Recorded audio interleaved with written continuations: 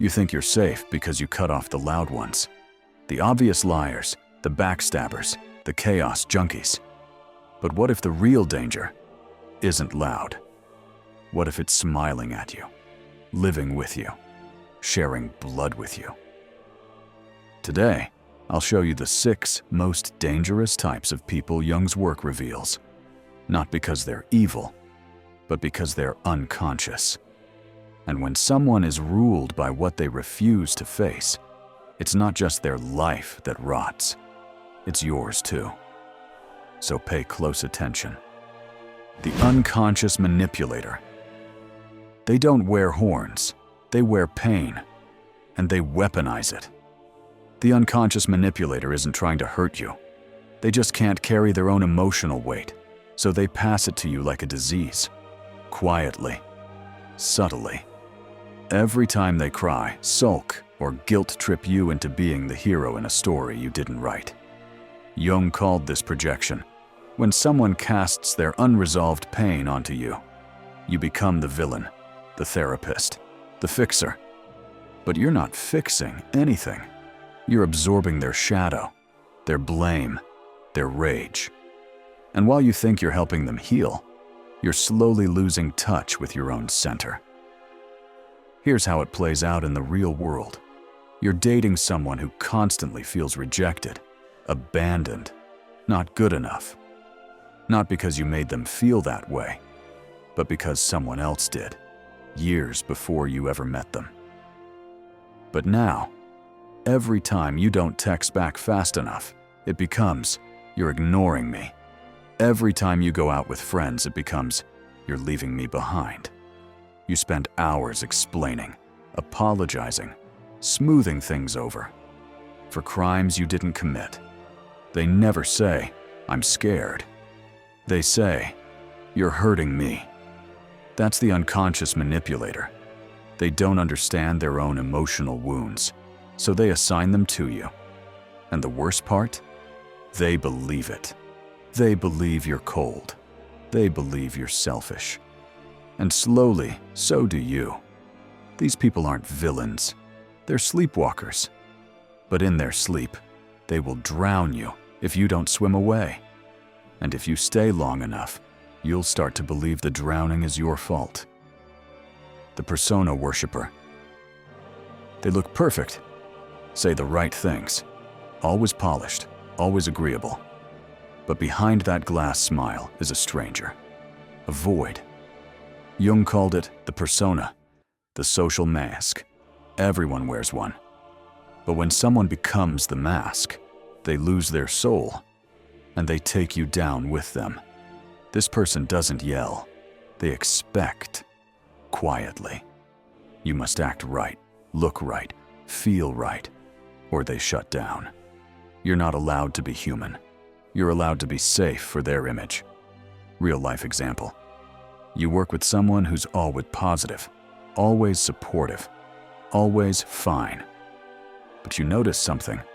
They never disagree, never say no, never get real. You confide a problem, they pivot. You show vulnerability, they smile and change the subject. At first, it seems polite. Then it starts to feel hollow. Then fake. Eventually, you stop being real too. Because you know anything real will make them recoil. And that's the trap. You're not engaging with a person. You're engaging with their costume. The shadow denier. They're nice, always helpful, never angry, never jealous, never wrong. At least that's what they think. But Jung made it clear. The more someone denies their darkness, the more it controls them. The shadow isn't just aggression or hate. It's your desires, your ambition, your raw instinct. Everything society said was too much. When someone denies all that, it doesn't disappear. It ferments. And when it erupts, it's not a storm, it's a bomb. The shadow denier is triggered by life itself. They can't tolerate people who are real, passionate, flawed. Your authenticity threatens the dam they've built to hold back their truth. Their rage, sudden, their criticisms, personal. Their presence? Volatile. They don't mean to hurt you, but their denial becomes a weapon, and your life becomes their battlefield. The moral controller. They think they're righteous, but they're addicted to control. This person speaks in shoulds. They live by higher standards. But what they really crave is power over your choices. Jung warned that morality, when used to escape your own darkness, turns into tyranny. The moral controller doesn't want truth. They want obedience. You grew up with a parent who never raised their voice, but their silence was louder than a scream. You didn't get punished for your mistakes. You got shamed. You wore the wrong clothes. They sighed. You expressed a different belief. They quoted scripture. You lived your own life. Suddenly, you were disrespectful. They never said it directly, but every choice you made came with a price: guilt. And they wore their disappointment like a crown. Jung warned us, people who can't accept their own shadow will try to bury yours in moral purity. And when someone uses guilt as a leash, that's not guidance.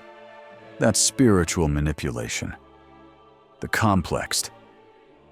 They're warm one day, ice the next. They love you, then destroy you, and they don't even know why.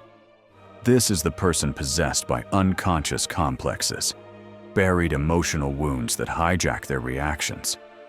You crack a harmless joke, suddenly you're the enemy.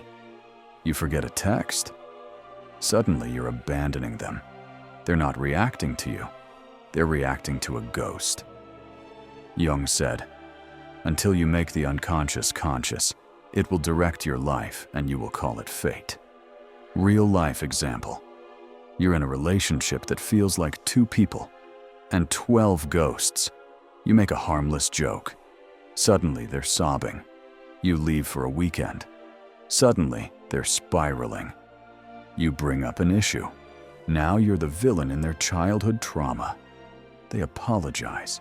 They cry. They promise change. And for a while, it's good. Until the next switch flips. Jung said complexes have a life of their own. And when they take over, you're no longer arguing with a person. You're arguing with their history. You become the battlefield for wars they never finished.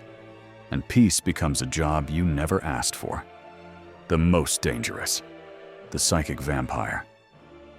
You start by giving them your time, then your attention, then your peace. And before long, you're nothing but a shell they feed from. They need constant validation, daily reassurance. They just want to talk. But every conversation feels like a therapy session you didn't sign up for. Jung didn't use the term psychic vampire, but he warned about symbiotic bonds, relationships where two people blur into one and only one gets fed. The vampire isn't malicious. They're empty. And your energy is the only thing stopping them from falling apart. But it's never enough. You give more. And more. Until you forget who you were before they latched on. Real life example. You have a friend who's always just checking in. Always needs to talk.